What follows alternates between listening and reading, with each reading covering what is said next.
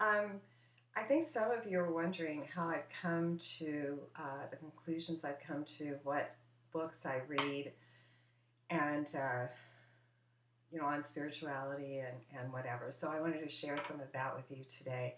And my first book, because I was raised a Christian, however, I believe that truth is one and paths are many. So um, if you're on a loving path and um, know God, then who am I to judge you or to tell you that your religion isn't as good as mine or anything like that? Um, that is not what life is about.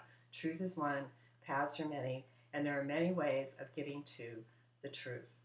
So, because I was raised a Christian, when I was, I don't know, about 18, I think, well, yeah, probably about 18, I used to clean houses in my area, and I would have to take a bus because I didn't have a car. So I would throw like a little book, two main books that I would throw in to my purse were The Complete Sayings of Jesus. And I like that because I wanted to hear directly what Christ had said in the parables. A lot of times you read them and you go, I really don't understand that. But as I get older and as I have lived longer, I do understand. And, there's a line in here that is repeated, I think, a few times. He who has ears to hear, let him hear. So it's discernment of spirit. And because the Holy Spirit is within each and every one of us, the source of God, I believe, that if you ask, then you will receive the answer because that is the link with our Creator within us. So, really important. I love this. And I read it, and if even if you don't understand, a lot of times I just open up to, where do I open, and is it a good, and I just start reading, and a lot of times it's exactly what I need to hear. Um, so anyway, that's a big one.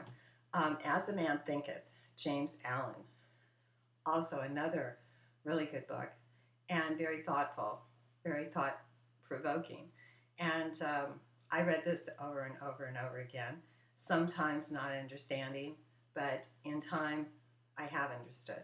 So another really good book. And what's nice is that you can throw it in your purse, maybe put it in your pocket. You're on the subway, you pick it up on the bus, wherever.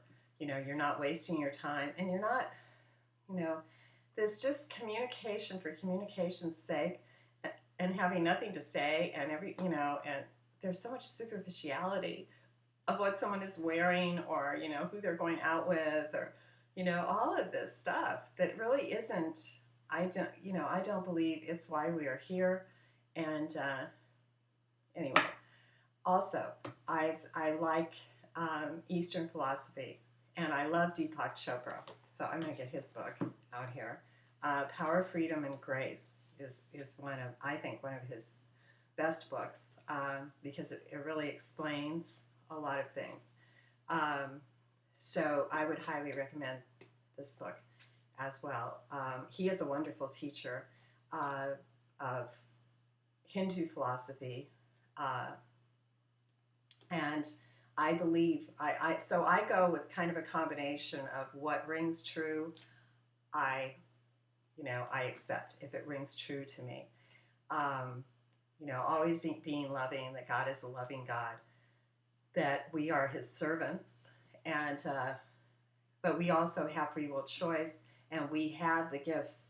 We have abundant gifts that God has given us, so we should rise to that and be what we can be, without taking it and saying, "Look how great I am," apart from God.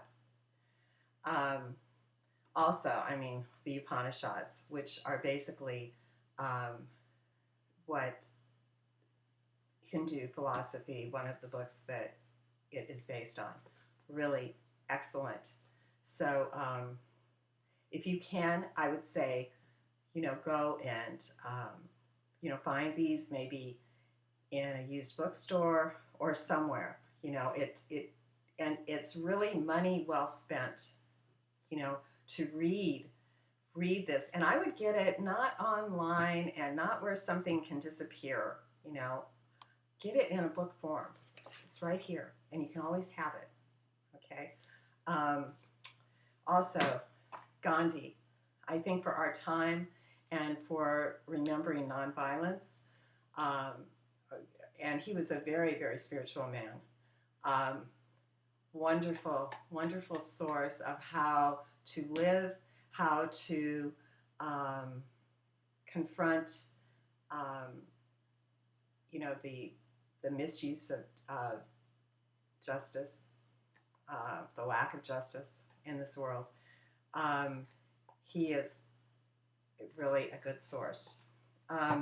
Also, this man I really like, Stephen Covey, who wrote The 7 Habits of Highly Effective People.